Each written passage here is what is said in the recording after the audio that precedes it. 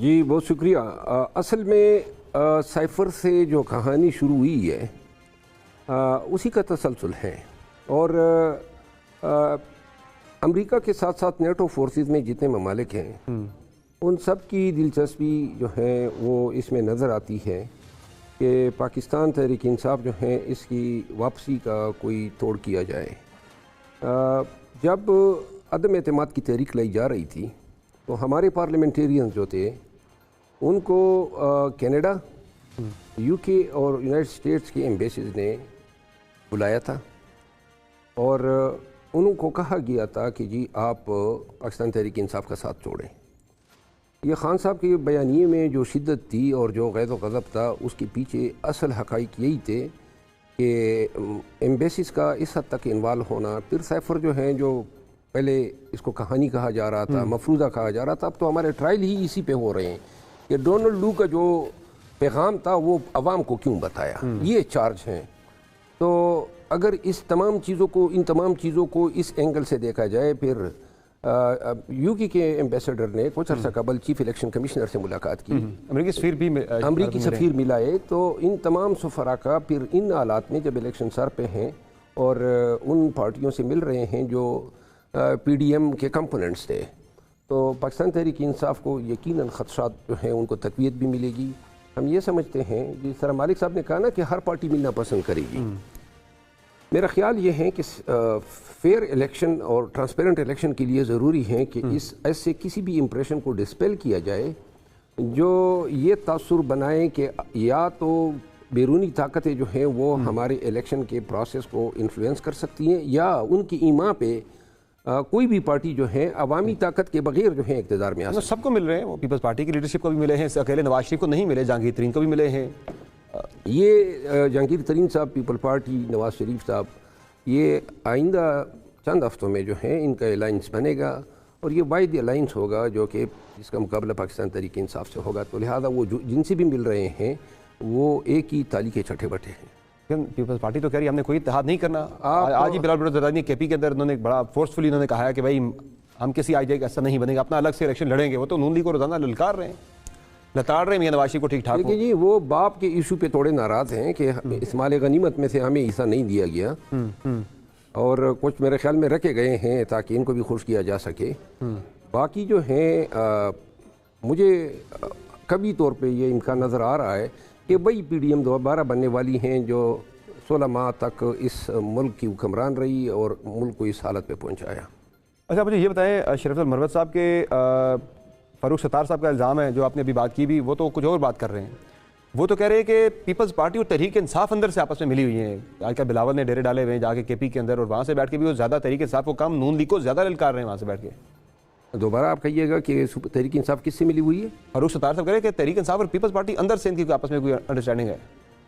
Pakistan people دونوں نے party حدت پہ نواز شریف کو رکھا ہوا، اور پاکستان پیپل پارٹی نے 9 مئی کے بعد مسلسل ان کے لیڈرز نے چیئرمین پی ٹی آئی اور پاکستان تحریک انصاف کے خلاف جو زبان استعمال کی، جو ایکوزیشن کی، آج تک جو ہماری خواتین اندر ہیں جو زیادتی ہوئی، پھر ہمارے جو ورکر شہید ہوئے، جو آج تک 4 لوگ جو ہیں وہ ساری عمر کے لیے اپائج ہو چکے ہیں، کبھی انہوں نے اس چیز کی کنڈیمنیشن ہی نہیں کی ہے، کوئی سمپتھی کا ایک ورڈ ہی نہیں بولا ہے۔ اور میرا خیال ہے کہ ماں سوائے ملٹری کورٹس کے فیصلے کے علاوہ کسی ایک ایشو پہ بھی ہماری نہیں بنتی ہے۔ یہی پیپل پارٹی کی وجہ سے الیکشن تاخیر کا شکار ہوئے، ان کے چیف منسٹر نے ووٹ ڈالا یا موجود تھا، اور اب یہ کہنا جی ہمیں علم نہیں تھا یا ہمارے ساتھ وعدہ کیا گیا، اگر یہ صرف شرکت ہی نہ کرتا تو یہ جو حلقہ بندیاں ہوئیں یہ چیزیں نہ ہوتی۔ تو لہٰذا جو بھی اور جتنی قانون سازی ہوئی، تمام قانون سازی پاکستان پیپل پارٹی اور پی ایم ایل این نے مل کر کی، اور اس قانون سازی سے بھی ان کی جو لائن آف ایکشن ہے اس کا پتہ چلتا ہے۔ نواز شریف کے لیے راستہ کھولنے کے لیے الیکشن ایکٹ 2017 میں بھی اور کوئی ایسا قانون نہیں تھا جس میں ترمیم یا لا بنانے میں دونوں پارٹیوں کو ایک دوسرے کی حمایت حاصل نہ ہو۔ پیپلز پارٹی نے تو آپ کے لیے یہاں تک بھی انہوں نے سٹینڈ لیا کہ بھائی تحریک انصاف کو انتخابی میدان سے باہر نہیں کرنا چاہیے، اس پہ بھی بڑی انہوں نے ایڈوکیسی کی، آپ کی ملٹری کورٹس کے اوپر بڑا انہوں نے سٹینڈ لیا ہے۔ جی یہ انہوں نے کہا، لیکن اس دوران 4-5 یو ٹرن بھی اپنے بیانات میں انہوں نے لیے۔ ساتھ ہی ساتھ یہ بھی کہتے تھے کہ جو پارٹی 9 مئی کی ذمہ دار ہیں اس پارٹی کو الیکشن لڑنے کا کوئی حاصل نہیں ہے. اسی طرح مولانا صاحب, وہ انڈیویجولز کی بات کی, مولانا صاحب نے مولانا صاحب نے بھی یہی بیان دیا کہ جی میرا حریف جو ہے اس کے ہاتھ بندھے ہوئے. ہاں, لیکن پھر انہی مولانا صاحب نے یہ بھی بیان دیا کہ یہ پارٹی دہشت گرد پارٹی ہے اور اس پارٹی کو الیکشن لڑنے کا موقع نہیں دیا جانا چاہیے. تو لہذا یہ یو ٹرن لے رہے ہیں بیانات میں. ہمارے ساتھ کسی پارٹی نے کوئی انسانی ہمدردی شو نہیں کی ہے. اچھا, آپ کا لائے عمل کیا آگے کا, انتخابات میں کیسے جائیں گے؟ آپ سے گزشتہ چند ایام قبل ایک انٹرویو ہوا جس میں نے بتایا تھا کہ ہم کنونشن کرنے جا رہے ہیں. پہلا کنونشن ہم نے چارسدہ میں کیا. وہاں پہ آپ کو علم ہوگا کہ پولیس نے ریڈ کیا, شادی ہال کو تالے لگائے. پھر ہم پرائیویٹ جگہ پہ اجرے پہ لے گئے. وہاں پہ انہوں نے جو ہے آ کے کرسیاں اٹھا لی. اس دوران میں پہنچ گیا تھا چارسدہ, تو ہم نے فضل شکور خان جو ہمارے لا منسٹر تھے ان کے اجرے میں, اور اس وقت تعداد جو ہے 10,000 تک پہنچ چکی تھی اور پولیس 400-500 کے ساتھ ہمارے اوپر حاوی نہیں ہو سکتی تھی. اس کے بعد اب آگے کیا کرنے جا رہے ہیں؟ اس کے بعد ہم نے دوسرا جلسہ کیا اور وہ شاید پہلے والے سے بھی بڑا تھا, اور چونکہ تعداد اتنی زیادہ تھی اب ہم یہ کرنے جا رہے ہیں. ہم نوشہر میں کنونشن کر رہے ہیں جمعے کے دن, ہم اتوار کو بھی کنونشن کر رہے ہیں مردان میں, کرک میں ہم کنونشن کر رہے ہیں, دیر میں کر رہے ہیں. 24 اضلاع میں سے ہر ضلع میں ایک کنونشن کر رہے ہیں. ان دا مین ٹائم 2 سے 5 دسمبر کے بیچ اگر خان صاحب جو ہیں تاریخ دیتے ہیں تو ہم پشاور میں بہت بڑا جلسہ کرنے جا رہے ہیں. اچھا, یہ جو سائفر کیس کے اندر جو انہوں نے تفصیلی فیصلہ دیا ہے, انہوں نے کہا جی کہ اس کیس میں تو سزا جو ہے وہ سزائے موت بھی بنتی ہے, عمر قید بھی بنتی ہے. اتنی لمبی سزا کے اوپر جو ہے وہ ضمانت جو ہے وہ عموماً نہیں دی جاتی.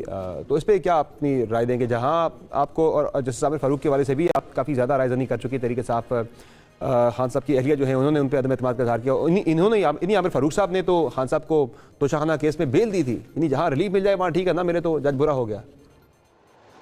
بیل اگر نہ بھی دیتے تو کوئی فرق نہیں پڑتا تھا, کیونکہ جو نقصان ہونا تھا وہ ہو چکا تھا. خان صاحب کی سائفر کیس میں گرفتاری, اب یہ نیب کے کیس میں گرفتاری. جہاں تک اس آرڈر کا تعلق ہے چیف جسٹس صاحب کا, انہوں نے یہ لکھا ہے کہ سیکشن 5 آفیشل سیکریٹ ایکٹ 1923 کے تحت جرم کی سزا سزائے موت یا عمر قید ہے. یہ عموماً بیل آرڈروں میں لکھا جاتا ہے. اس سے یہ امپریشن لینا کہ یہ سزا ہوگی, یہ قانون سے منافی ہیں. یہ عموماً جج صاحبان اپنے بیل آرڈر میں لکھتے ہیں, یہ کسی غیر معمولی بات نہیں ہے. لیکن جہاں تک آپ نے عدم اعتماد کی بات کی, وہ مسلسل جو ہیں پاکستان تحریک انصاف بالخصوص چیئرمین پی ٹی آئی جو ہیں وہ مذکورہ جج صاحب کے ساتھ کے حوالے سے خدشات اور تشویش رکھتے ہیں.